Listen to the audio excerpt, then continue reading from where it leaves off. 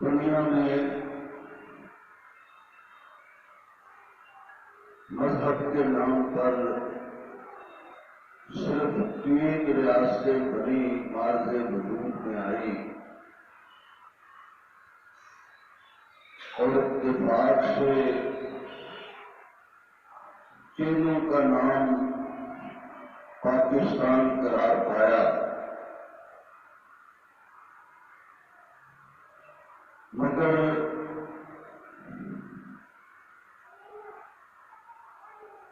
اس سے بیشتر مذہب کے نام پر معرض وجود میں آنے والی 2 ریاستیں، ایک ناکام ترین اور ایک کامیاب ترین،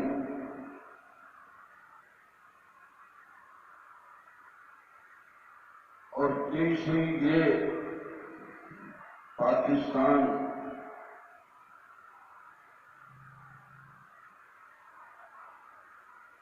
جس کے بڑی خواہوں کی دانش عقل و فراست کا یہ عالم ہے کہ 27ویں کو مارز وجود میں آنے والے اپنے پیارے وطن کو 27ویں سے مانوان نہ رکھ سکے، بلکہ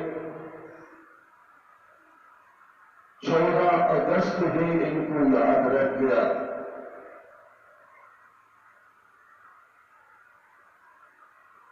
یہ بھول گئے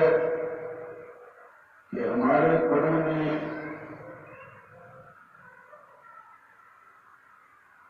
انگریز مکار بدماش کے اور ہندو دنیا کی غلامی سے آزادی حاصل کی، اور اس وقت ایک ہی تصور تھا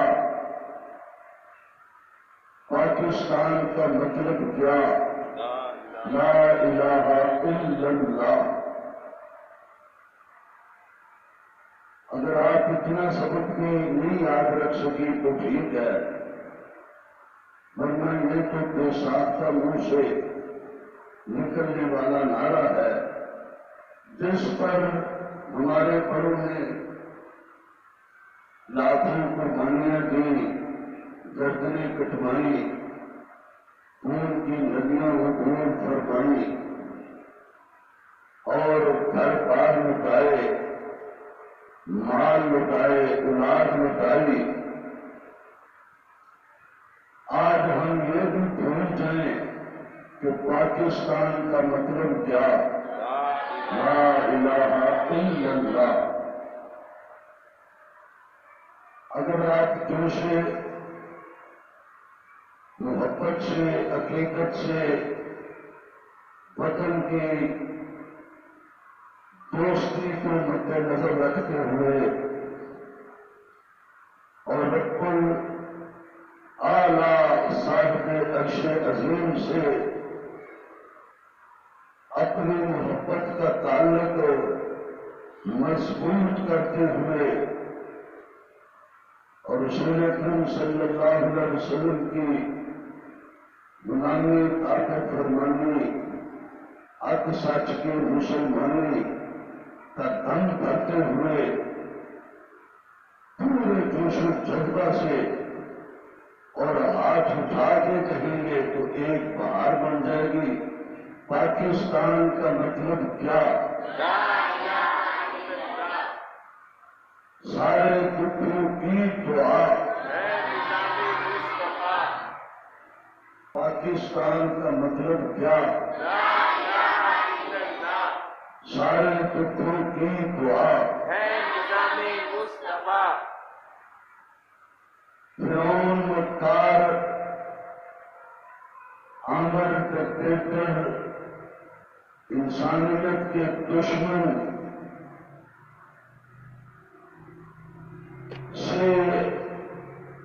اس کی غلامی سے چھٹکارا حاصل کرنے کے لیے، آزادی حاصل کرنے کے لیے تحریک چلتی ہے، تو اس کی قیادت سیدنا موسیٰ کلیم اللہ علیہ التحیۃ والسلام فرماتے ہیں، اور اللہ رب کائنات ان کی عظیم جدوجہد کے نتیجہ میں فرعون کو رسوا ذلیل اور غرق کرتے ہوئے، اپنی قدرت کے کرشمے دکھاتے ہوئے ایسی بستی عطا فرماتے ہیں، یا قوم ادخلوا الارض المقدسۃ التي كتب الله لأغلبن انا ورسلی ان اللہ قوی عزیز۔ میرے پیغمبر اعلان کر دو، بنی اسرائیل والوں، یہ پاک بستی تمہارے لیے ہے، اللہ کے احکام مانو اور چلاؤ، اللہ کے پیغمبر کی تعلیمات پہ چلو اور ان کو اس بستی میں چلاؤ، برکتیں ہوں گی، رحمتیں ہوں گی، اللہ کی شفقتیں ہوں گی، عزتیں ملیں گی، شوکتیں ملیں گی، حکومت مستحکم ہوگی، مضبوط ہوگی، مگر بدبختی یہ ہوئی کہ اس قوم نے ان احکامات کو ماننے کی بجائے، ان پر چلنے کی بجائے اجناس مانگنی شروع کر دی، کھیتی باڑی مانگنی شروع کر دی، ذمہ داری کا شوق آ گیا، اور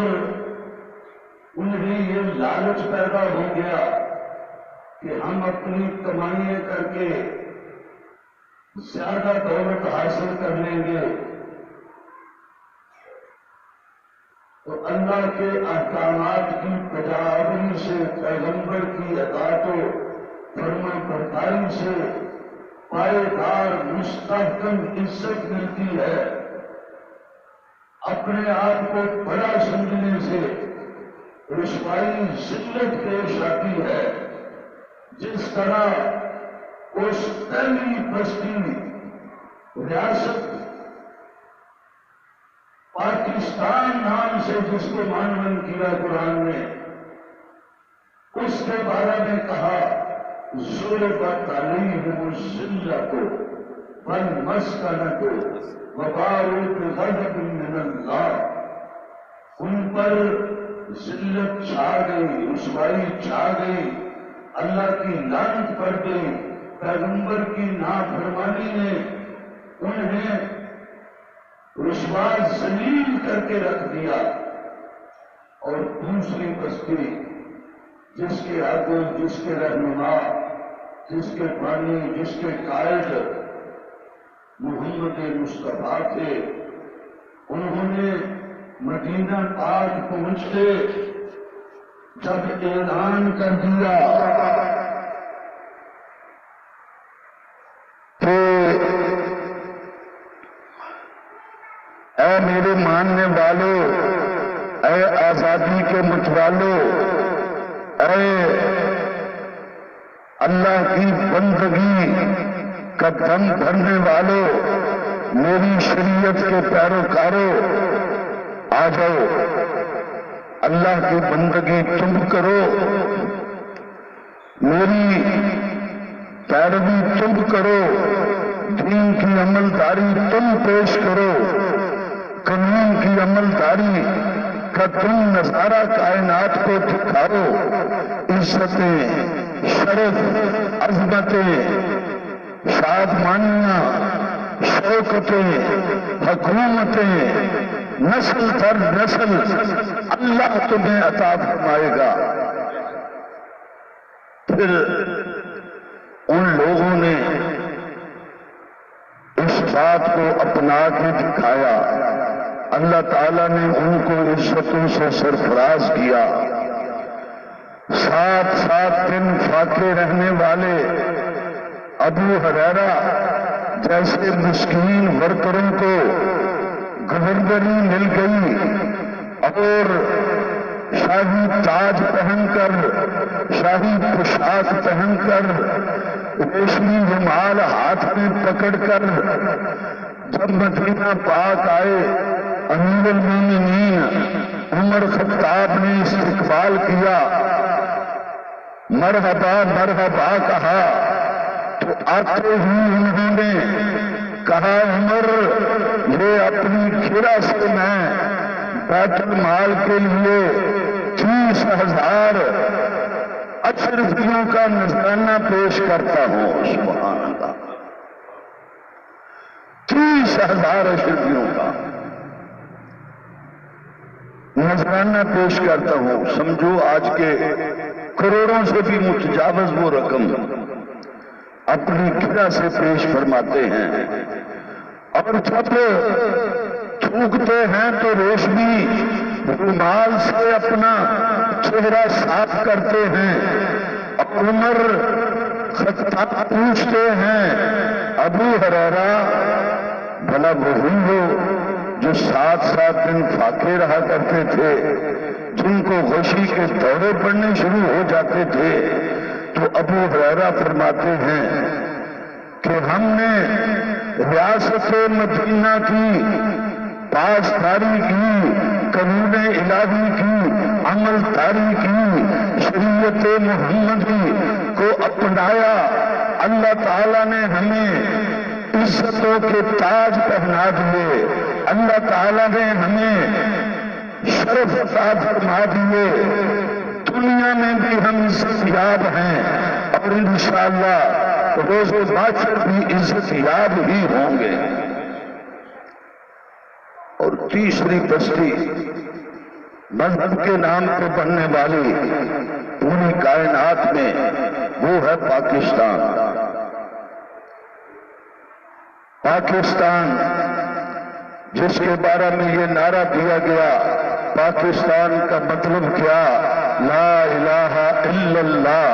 سارے دکھوں کی دعا ہے نظام مصطفیٰ، مگر یہاں سب کچھ ہوا، نت نئے نئے تجربات ہوئے، اغیار کی کاسہ لرزی میں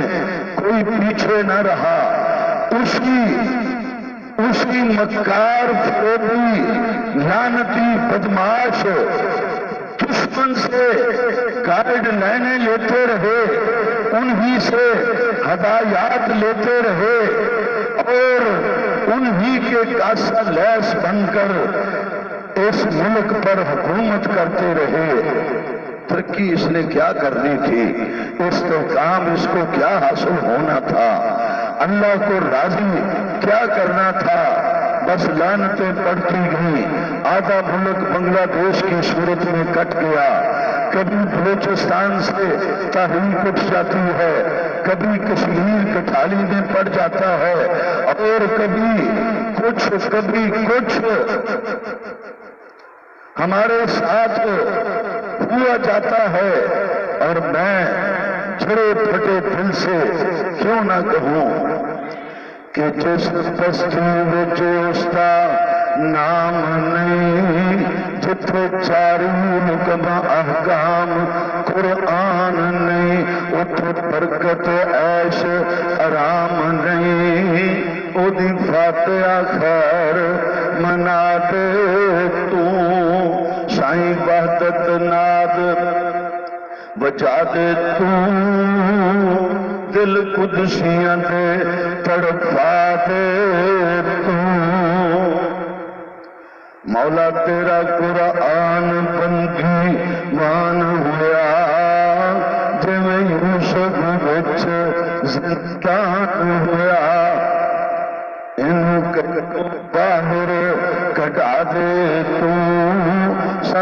وحدت ناد بجا دے تو دل قدسیاں تے تڑپا دے تو ستم کی بات ہے سب تجربات اس ملک میں ہوئے سب کاسا لیسیاں ہوئی سب جناب اغیار کے بوٹ چاٹے گئے اور مغرب والوں کی غلامیاں ایک دوسرے سے بڑھ چڑھ کر کی گئی مگر اس ملک کو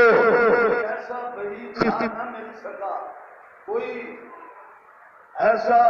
ہمدرد نہ مل سکا کہ جو اس ملک میں اللہ کا قانون نافذ کرے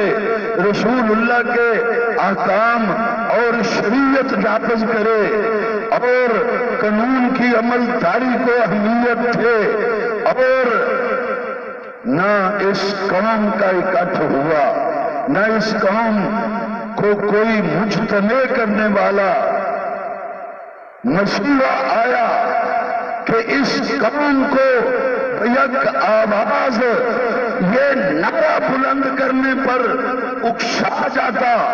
تیار کر جاتا کہ پاکستان کا مطلب کیا ابھی آپ مٹھی پر طلباء اور طالبات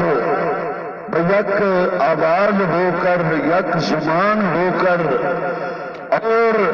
اپنی زبانوں کو دلوں کی ترجمان بنا کر یہ نعرہ نہ لگا سکیں تو پوری قوم کے بارے میں یہ تصور کیسے کیا جا سکتا ہے پاکستان کا مطلب کیا سارے دکھوں کی دعا میں آخر میں ایک نکتے کی بات پر اپنی گزارشات کو اختتام تک پہنچا دوں کہ البدایہ والنہایہ میں علامہ ابن کثیر رحمت اللہ علیہ نے کیسر روم کی ایک میٹنگ کا تذکرہ کیا کہ کیسر روم نے دنیا کی دو بڑی سلطنتیں ہوئی ہیں آدھی دنیا پہ حکومت تھی کیسر روم کی اور کیسر روم نے جب ایک میٹنگ کی کیا وجہ ہے ہماری رسوائی اور پسپائی کی وجہ کیا ہے کیوں مسلمان آگے بڑھتے جا رہے ہیں عمر فاروق اعظم ہمارا حلقہ تنگ کرتے جا رہے ہیں عمر بھی تو وہ ہستی تھی نا جن کے بارے میں رسول اللہ نے کہا ما طلعت الشمس علی رجل خیر من عمر اس دھرتی پر آسمان کی چھت کے نیچے عمر سے بہادر عمر سے جری عمر سے بڑا جرنیل کسی ماں نے جنا ہی نہیں اور ایسا گھیرا تنگ کیا کہ جو رسول اللہ کو خندق کے دن بشارتیں ملی کہ روم فتح ہوگا مصر فتح ہوگا ایران فتح ہوگا اور آقا نے بڑھتے جذبات سے کہا اللہ اکبر اللہ اکبر اللہ اکبر وہ رسول اللہ کی بشارتیں عمر فاروق اعظم کے دور میں اللہ نے پوری کر دی مگر کیسے مسلمانوں کو استحکام کیسے حاصل ہوا کامیابی کیسے ان کے قدم چاٹتی ہے آئیں اس بات پر غور کریں البدایہ والنہایہ علامہ ابن کثیر کو پڑھیں کہ کیسر روم نے جو میٹنگ کی اس میٹنگ میں بڑی رائیں توڑائی گئی بڑے جناب تجزیے کیے گئے مگر کیسر روم کو کوئی ان کا مشیر، وزیر، صلاحگیر، پارلیمنٹرین قائل نہ کر سکا، مطمئن نہ کر سکا۔ ایک آدمی اٹھا، اس نے کہا جناب مجھے جان کی امان دی جائے کہ میں جو کہوں گا مجھے اس پر مار نہ کیا جائے، مجھے قتل نہ کر دیا جائے، میری بات کو سنا جائے، برداشت کیا جائے۔ کیسر روم نے کہا آپ کو جان کی امان دی جاتی ہے، صحیح تجزیہ پیش کریں۔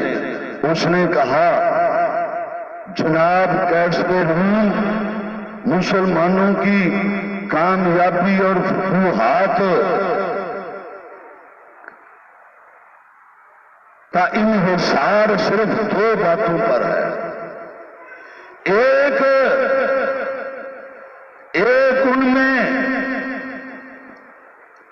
ان میں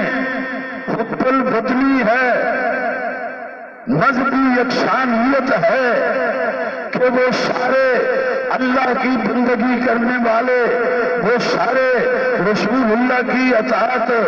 فرما برداری کرنے والے، وہ سارے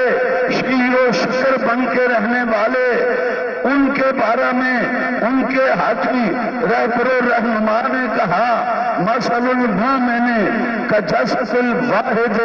اشتکی اینہ اشتکی جسدہ کلہ۔ اور دوسرا وہ شریعت پر عمل کرنے والے، قانون کی عمل داری کرنے والے، پاسداری کرنے والے۔ آپ یہی سوچ لیں کہ سارا دن لڑتے ہیں، شام کو جب لڑائی رک جاتی ہے شراب کباب کے نشوں میں پڑ جاتے ہیں، ہمارے مرے ہوئے گرے پڑے جیسے مرضی درندے گھسیٹ کے لے جائیں، جیسے مرضی تعفن اور بدبوئیں چھوڑ دیں، کسی کی ہم پرواہ نہیں کرتے۔ ہم جناب شراب کباب کے نشے میں رات گزارتے ہیں، صبح پھر جنگ کے میدان میں آ جاتے ہیں۔ ہمارے اپنے لاشوں سے پاؤں پھسلتے ہیں، ان کی بدبوئیں ہمارے دماغ کو متعفن کرتی ہیں۔ مگر ان مسلمانوں کا حال دیکھو کہ وہ جب جنگ ختم ہوتی ہے اپنے شاگردوں، اپنے شہیدوں کو اٹھاتے ہیں، جنازہ پڑھ کے کفناتے دفناتے ہیں، بلکہ کفناتے نہیں، جنازہ پڑھ کے دفناتے ہیں۔ شہید کو کفن دینے کی، غسل دینے کی ضرورت نہیں ہوتی۔ وہ ایک دوسرے کا حیا کرتے ہیں، زخمیوں کی مرہم پٹی کرتے ہیں، وہ نمازیں پڑھتے ہیں، اللہ کو یاد کر کے سو جاتے ہیں۔ آپ سوئے مرے رہتے ہیں، وہ اٹھ کے نوافل پڑھتے ہیں، اللہ کی بارگاہ میں اب وہ ساری کرتے ہیں۔ صبح کی نماز کے بعد، تلاوت قرآن کے بعد،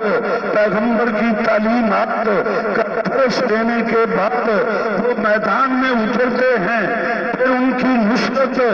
غیبی ان کا تعاقب کرتی ہے، انہیں کامیابی تک پہنچاتی ہے، ان کے حوصلے بڑھاتی ہے اور ہمارے گھیرے تک کرتی ہے۔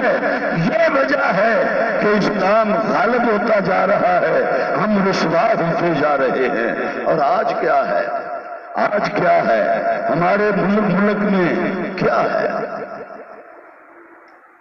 عبادات کی چوری،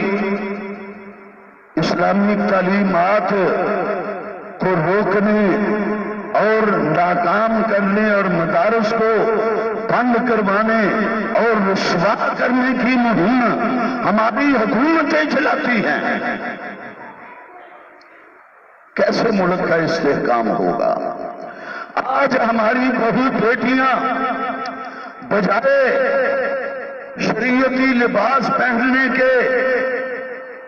بجائے شرم و حیا کی چادریں اوڑھنے کے، بجائے اللہ رسول کی بندگی اور اطاعت کے زیور سے آراستہ و پیراستہ ہونے کے، نت نئے ڈیزائنوں کی شوقین بنتی جا رہی ہیں.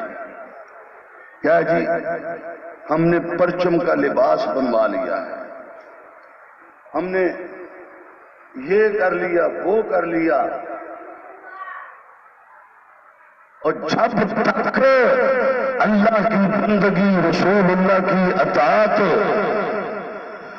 ہمارا مشعل نہ ہوگا، اس وقت تک اس ملک کا استحکام نہیں ہونے پائے گا. جب تک رسول اللہ کا دین و شریعت اس ملک میں نافذ نہیں ہوگا، مت سوچو کہ اس ملک کو استحکام حاصل ہو جائے گا. تو آؤ مل کر اللہ سے دعا کریں کہ اللہ اس ملک کو قائم و دائم فرما.